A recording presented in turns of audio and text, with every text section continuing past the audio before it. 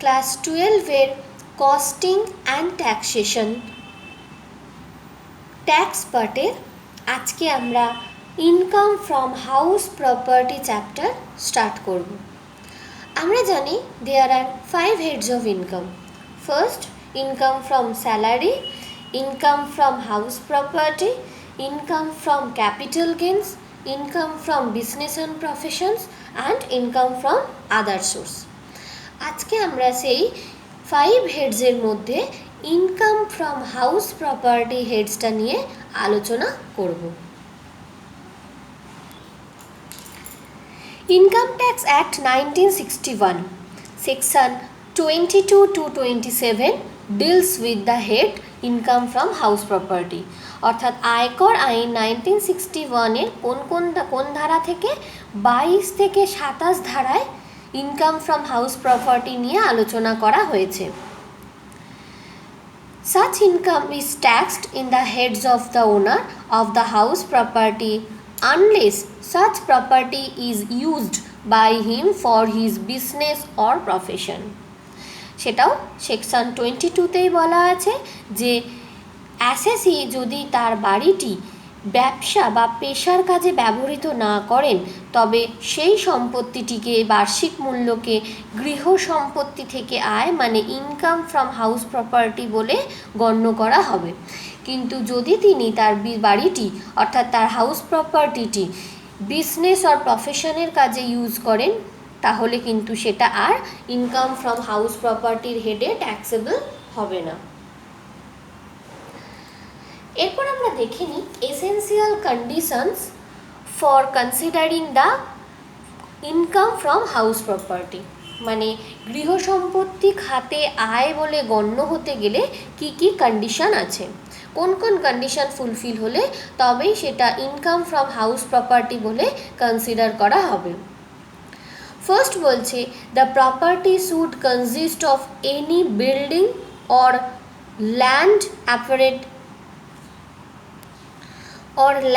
অ্যাপার্টেন্যান্ট thereto, মানে কি না সেই প্রপার্টিটি অট্টালিকা এবং তৎসংলগ্ন জমি হতে হবে। Number 2, the অ্যাসেসি should be the owner of the house, অবশ্যই অ্যাসেসিকে সেই গৃহ সম্পত্তিটির মালিক হতে হবে। Number 3, the property should not be used by the owner for the purpose of any business or profession carried on by him, the income of which is chargeable to tax, তাহলে সেই সম্পত্তিটি নির্ধারিত পেশা ও ব্যবসার উদ্দেশ্যে ব্যবহৃত হবে না। তাহলে তিনটে কন্ডিশন কি কি? প্রথম বলছে অট্টালিকা এবং তৎসংলগ্ন জমি, দ্বিতীয় হচ্ছে অ্যাসেসিকে সেই সম্পত্তিটির মালিক হতে হবে, এবং থার্ড সম্পত্তিটি অ্যাসেসির পেশা ও ব্যবসার উদ্দেশ্যে ব্যবহৃত হবে না।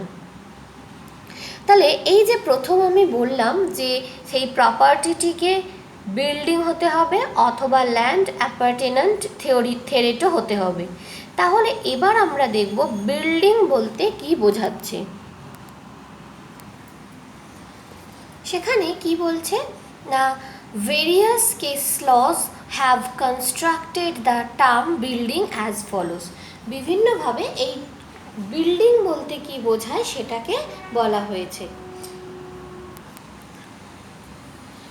সাধারণত আয়কর আইনে অট্টালিকা শব্দটি সঠিকভাবে ব্যাখ্যা করা হয়নি, কিন্তু সাধারণ অর্থে অট্টালিকা বলতে বসবাসের বাড়ি, প্রেক্ষাগৃহ, সভাঘর, সিনেমা হল, গুদামঘর, অফিসের জন্য বাড়ি, সঙ্গীত ভবন, অডিটোরিয়াম প্রভৃতিকে বোঝায়।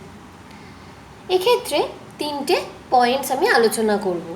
প্রথম বলছে building is an enclosure of the bricks or stone work covered by roof, তাহলে বিল্ডিং ইট এবং স্টোনের তৈরি একটা এনক্লোজার যেটা রুফ দ্বারা কভার হবে। Number 2, building is an enclosure which May even consist of মাড Waals, যদি মাটির তৈরি বাড়ি হয় অর্থাৎ কাদার বা মাটির তৈরি দিওয়াল হয় সেটাকেও কিন্তু বিল্ডিং বলা যাবে।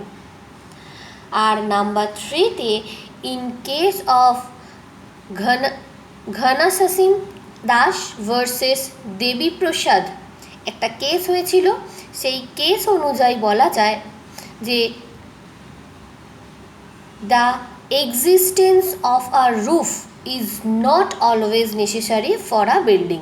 বিল্ডিংয়ের ক্ষেত্রে কিন্তু সবসময় যে রুফ নেসেসারি সেটা নয়। In case of a residential building, there may have a roof, but there can be a non-residential building for which a roof is not necessary.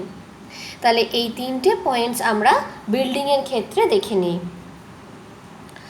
R land বলতে কি বোঝো না, অট্টালিকা সংলগ্ন জমি বলতে বোঝায় অট্টালিকার সঙ্গে অবিচ্ছেদ্যভাবে জড়িত কোনো জমি, মানে এমন কোনো জমি যেটা অট্টালিকার সাথে যুক্ত।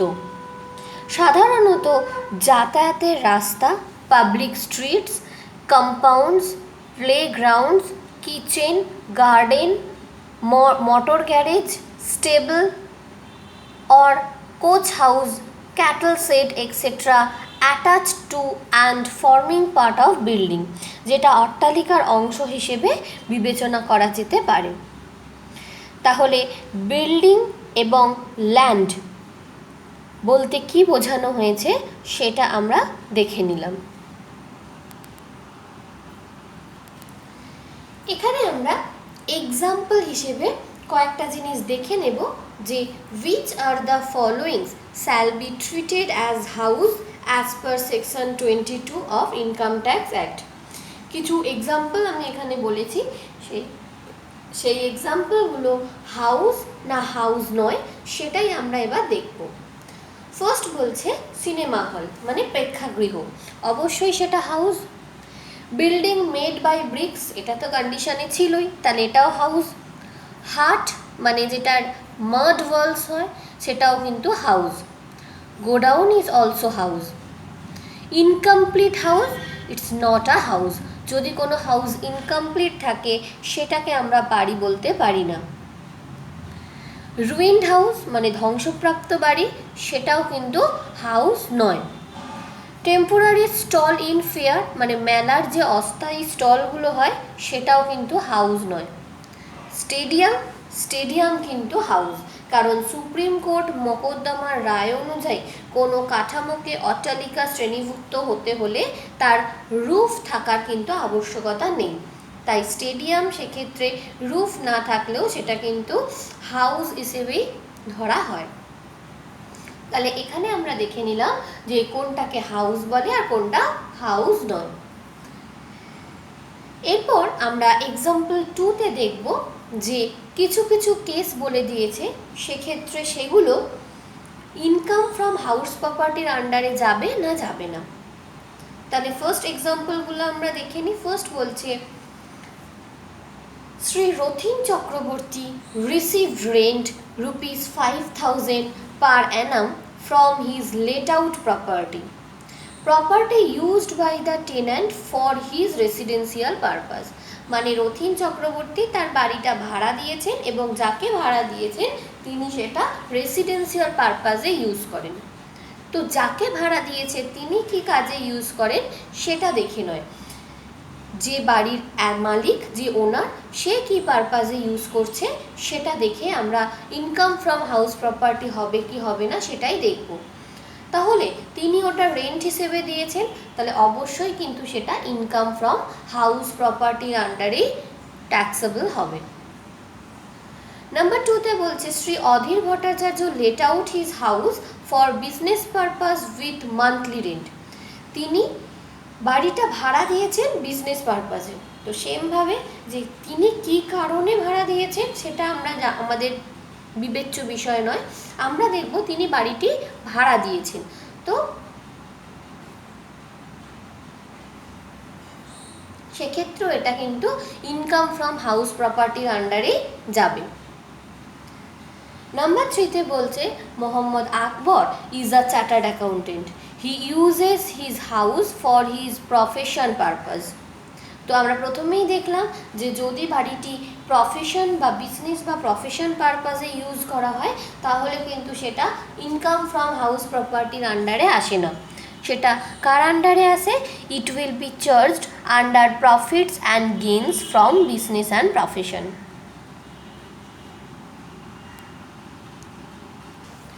নাম্বার 4-এ বলছে Shri Aritra Das received rent per day ₹300 from a temporary tea stall in a book fair. তো টেম্পোরারি টি স্টল হলে সেটাও কিন্তু হাউস প্রপার্টির আন্ডারে আসে না, সেটা হচ্ছে ইনকাম ফ্রম আদার সোর্স। সেটা চার্জেবল হবে কোন খাতে? Income from other source. এছাড়াও আমি আরও এক্সাম্পল বলতে পারি, যেমন বলছে শ্রী অরিন্দম বসু তার বাড়িটি তার ব্যবসার কর্মচারীদের মাসিক 2000 টাকা হিসেবে ভাড়া দিয়েছেন। এরূপ ভাড়া দেওয়া তার ব্যবসার জন্য প্রয়োজন ছিল। তাহলে এটাও যেহেতু ব্যবসার পারপাস অর্থাৎ বিজনেস পারপাস, তাই সেটাও কিন্তু বিজনেস অ্যান্ড প্রফেশনস হেডেই ট্যাক্সেবল হবে, ইনকাম ফ্রম হাউস প্রপার্টির হেডে নয়।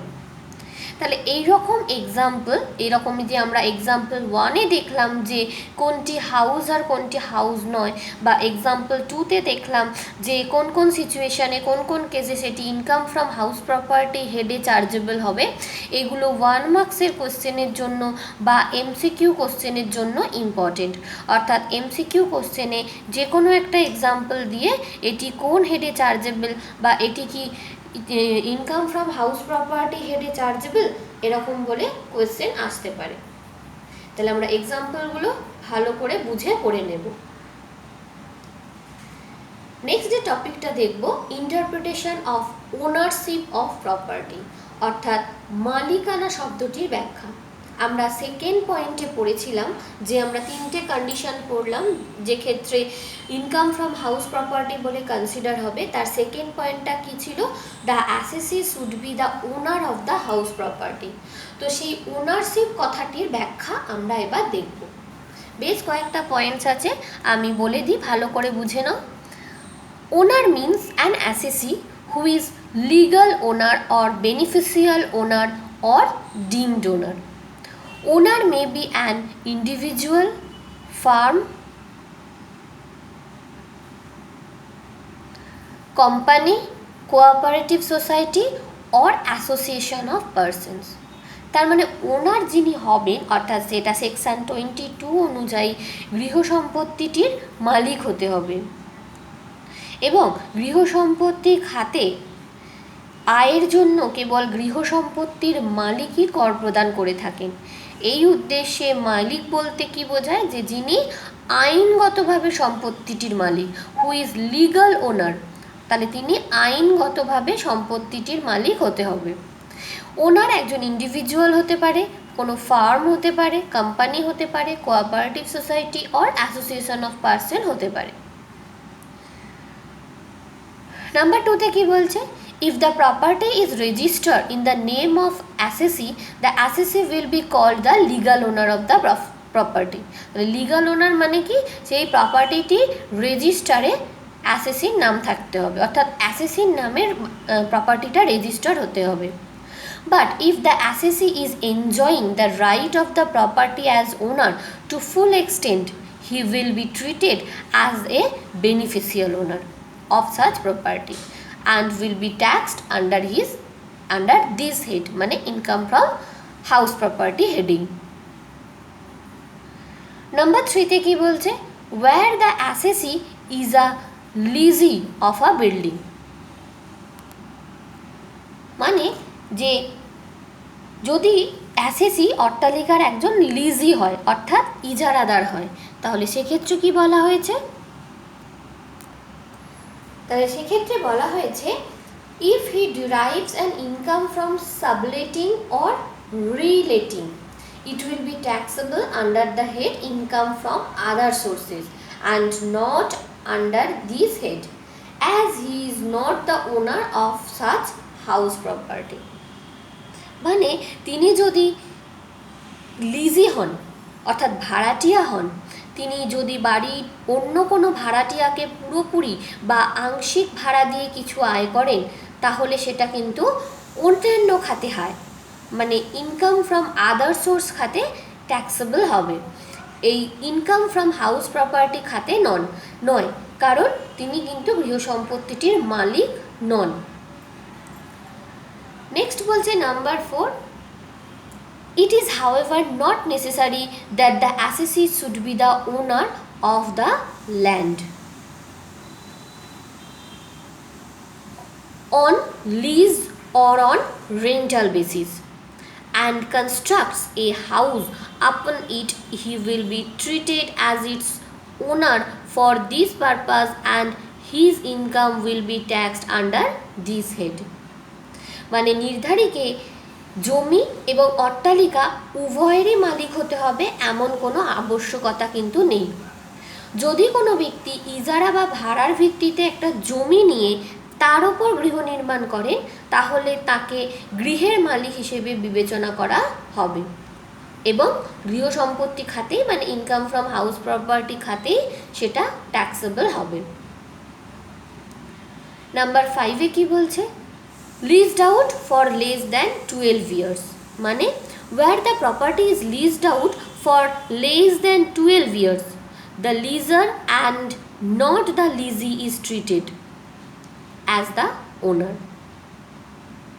মানে গৃহ সম্পত্তি ইজারা মানে লিজ দেওয়া হয়েছে যে সেক্ষেত্রে একমাত্র যিনি ইজারা নিয়েছেন তাকেই মালিক হিসেবে গণ্য হবে, ইজারাদারকে মানে যিনি লিজি তাকে নয়।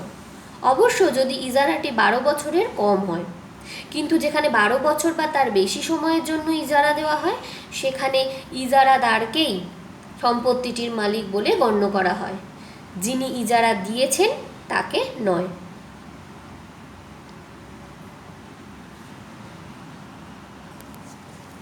নেক্সট বলছে where the property is mortgaged, যদি মর্টগেজড হয় it is the mortgager alone and not the mortgagee who can be treated as the owner.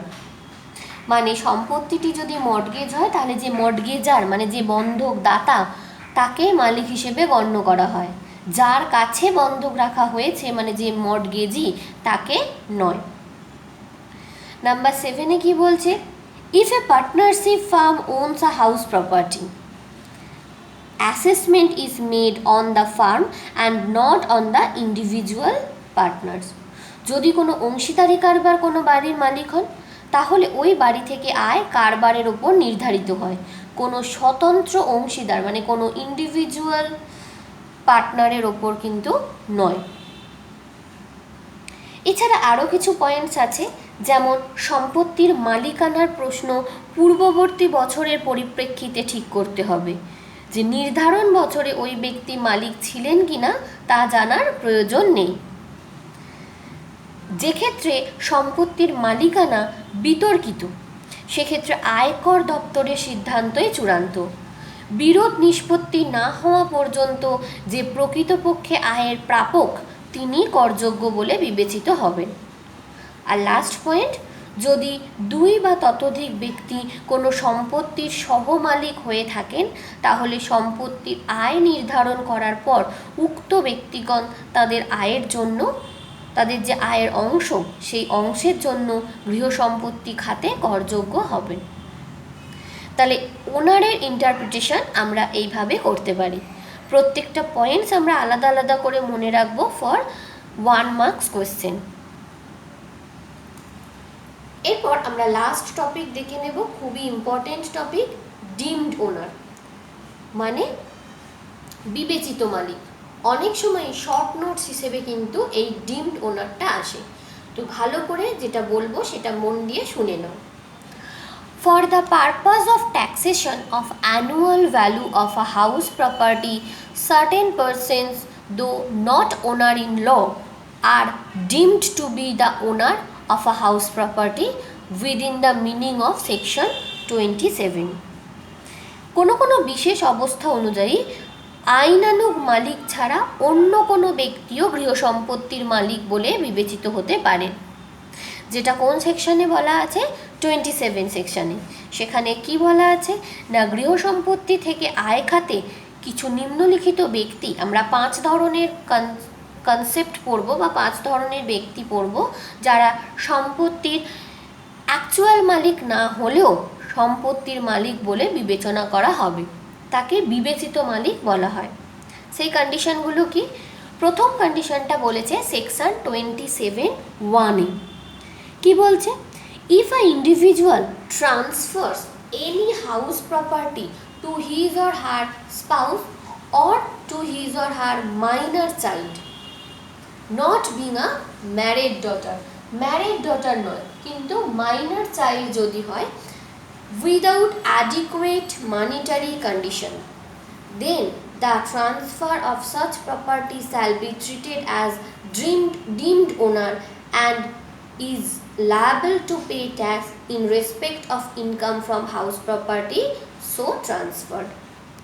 কোনো স্বতন্ত্র ব্যক্তি যদি প্রতিদান ছাড়া, very important, without adequate monetary conditions, প্রতিদান ছাড়া তার মালিকানাধীন কোনো গৃহ সম্পত্তি তার স্ত্রী অথবা স্বামীকে বা বিবাহিত কন্যা ছাড়া কোনো নাবালক সন্তানকে হস্তান্তর করেন, তাহলে সেক্ষেত্রে তারা, অর্থাৎ যাদের হস্তান্তর করা হয়েছে, তারা আইনানুগ মালিকানার সম্পত্তি হলেও সেই স্বতন্ত্র ব্যক্তির কাছেই এইরূপ হস্তান্তরিত সম্পত্তি থেকে আয় নির্ধারণ করতে হবে, অর্থাৎ ওই ব্যক্তি সম্পত্তির মালিক হিসেবে বিবেচিত হবে, যেটা বলা আছে সেকশন 27(1)(a)।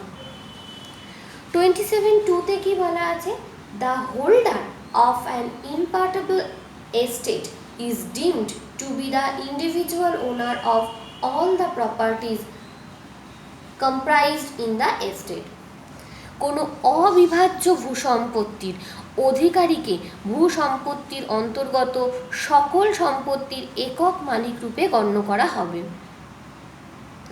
নাম্বার 3 যেটা বলা আছে সেকশন 27(3)(তে, এখানে কি বলা আছে, কোনো গৃহ নির্মাণ প্রকল্প অনুসারে কোনো সমবায় আবাসন সমিতি মানে কোঅপারেটিভ হাউজিং সোসাইটি বা কোম্পানি বা অন্য কোনো ব্যক্তি সংঘের সদস্যকে কোনো পাকা বাড়ি বা তার অংশ আবন্টন করা বা ইজারা দেওয়া হলে সেই সদস্যকে সম্পত্তিটির মালিক রূপে গণ্য করা হবে। সেকশন 27(3)(1) এখানে বলা হয়েছে 3(a), 3 সাবসেকশন A, 1882 খ্রিস্টাব্দে সম্পত্তি হস্তান্তর আইনের ধারা 53(a) অনুসারে কোনো চুক্তি আংশিকভাবে পালনের জন্য কোনো ব্যক্তিকে যদি কোনো সম্পত্তির ভোগ দখলের অধিকার দেওয়া হয়, তাহলে তিনি সেই সম্পত্তির মালিক বলে বিবেচিত হবেন। আর লাস্ট বলছে নাম্বার 5 যেটা বলা আছে সেকশন 27(3)(b)(তে, a person who acquires any rights of lease for a term not less than 12 years in or with respect to any building or part thereof is deemed to be the owner of that building or part thereof. কি বলছে না, যে ক্ষেত্রে গৃহ সম্পত্তি 12 বছর বা তার বেশি সময়ের জন্য ইজারা দেওয়া হয়েছে, সেক্ষেত্রে ইজারাদারকে সম্পত্তিটির মালিক হিসেবে বিবেচনা করা হবে, যিনি ইজারা দিয়েছেন তাকে নয়।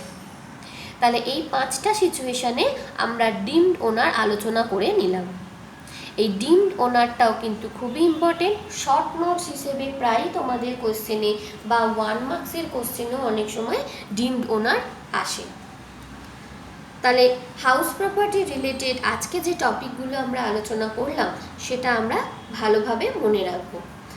নেক্সট ভিডিওয় আমরা এর পর থেকে আলোচনা করব।